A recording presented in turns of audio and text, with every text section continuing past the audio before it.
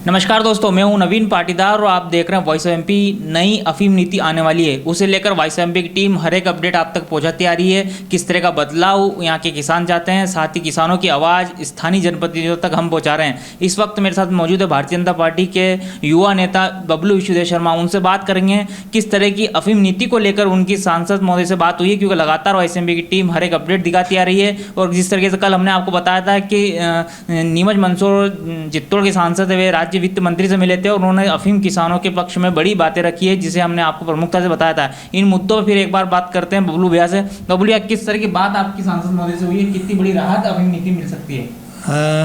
नमस्कार नवीन भैया।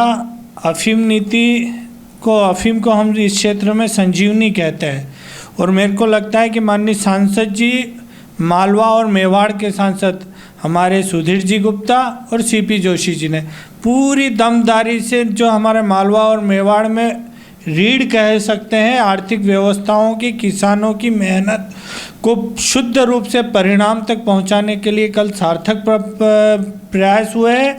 और जो नई अफीम नीति आ रही है उसमें प्रमुख मुद्दा हम कहते हैं कि एक आभा मंडल बना दिया था कि भारतीय जनता पार्टी के कार्यकाल में सब गड़बड़ हो रहा है, हमारे जनप्रतिनिधि कुछ नहीं कर रहे। ऐसे कुछ मीडिया के साथी लगे हुए थे किसी माध्यम से ओबलाइज के कारण।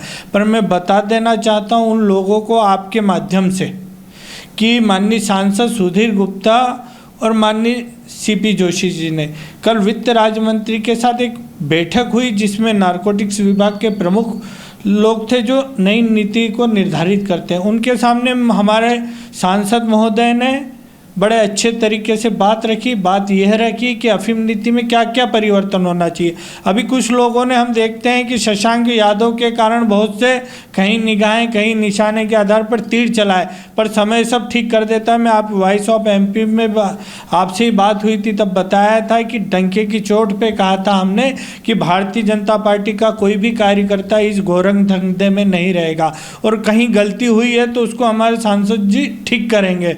और आज वो हो रहा है। नई अफीम नीति में संभावित है कि जो 10 आरी तक के पट्टे हैं वो मिलेंगे और जो अभी तक मुखिया के माध्यम से लोगों तक सूचना पहुंचती थी और सारा गोरख धंधा शशांक यादव जैसे लोग तैयार करते थे पर्दे के पीछे से, उसका भी काम इतिश्री हो जाएगी। इस बार आशा है कि माननीय सांसद जी के प्रयासों से ये सफलता मिलेगी कि जिसका पट्टा है डायरेक्ट उसको उसके व्हाट्सएप पे उसके घर पे मैसेज आ जाएगा। तो बीच की जो दुकानदारी थी अदृश्य रूप से चल रही थी, वॉइस ऑफ में एमपी एवं अन्य मीडिया के माध्यम से जो शशांक यादव का मुद्दा उठा है उसका प्रत्याक्षेप हुआ है और जो क्रिया कहीं गड़बड़ हो गई थी उसको ठीक करने में माननीय सुधीर जी ने दमदारी से प्रयास किया है। और 1998 से लेकर आज तक जिन जिन लोगों के पट्टे कटे थे अनावश्यक कारण से, गलत कारण से या किसी त्रुटियों के कारण से, तो उन सबको ठीक करने का प्रयास सुधीर जी कर रहे हैं। और जो सीसीआई जो पैमाना है अफीम का, जो हम देखते हैं कि मीडिया में एक वर्ग विशेष लगा हुआ था, कॉलम लगा रहा था कि अफीम की खेती का सीपीएस पद्धति से नाश हो जाएगा, जबकि कल बैठक हुई माननीय सुधीर जी और हमारे सीपी जोशी जी ने इस बात को रखा और उसमें ये तय हो गया कि इस पद्धति से नहीं होगी, तो दूध का दूध और पानी का पानी हो गया। साथ ही उन लोगों के लिए ज़रूर यह निराशा की खबर होगी कि जो भ्रम का आभा मंडल करके दूषित वातावरण कर रहे थे और हमारे मालवा और मेवाड़ के किसानों को भयभीत कर रहे थे कि ऐसा हो जाएगा वैसा हो जाएगा, पर वे उस तरह से हो गए थे कि जैसे उनको किसानों को वो रेगिस्तान को समुद्र बता रहे थे कि इतनी भयावह समस्या होने वाली है इस नई अफीम नीति में। पर कल हम देखते हैं कि आगाज अच्छा हुआ है तो अंजाम निश्चित ही श्रेष्ठ नहीं सर्वश्रेष्ठ होगा अफीम नीति का। और हर तरह की जो पारदर्शिता हर लेवल पर, मध्य प्रदेश की सरकार हो या शासन हो भारतीय जनता पार्टी का केंद्र का, किसानों के साथ खड़ा हुआ है। और हमारे यहाँ अफीम तो संजीवनी बूटी है, जैसे हनुमान जी लाए थे संजीवनी बूटी, हम सब मालवा मेवाड़ के लोग, हमारे किसान बड़े मेहनती है कि वे संजीवनी बूटी को पैदा कर रहे हैं। ये अनेक दवाइयों में काम आती है जिससे जीवन रक्षक दवाएं बनती है और उसकी नीति निर्धारण में भारतीय जनता पार्टी कोई गड़बड़ कर दे ये तो संभव नहीं है। अगर कहाँ कोई गड़बड़ है तो हमारे जुझारू सांसद उसे ठीक कहा करेंगे। और किसी ने ठीक कहा है कि नज़रें बदली तो नज़ारे बदल गए, किश्ती ने रुख मोड़ा तो किनारे बदल गए। जिनकी दृष्टि ही खराब है उनको हम कैसे सृष्टि ठीक बताएंगे।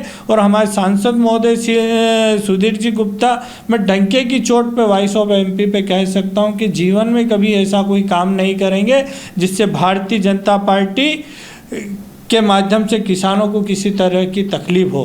किसानों के चेहरे पे खुशी आएगी तो कमल के सुधीर गुप्ता के माध्यम से आएगी।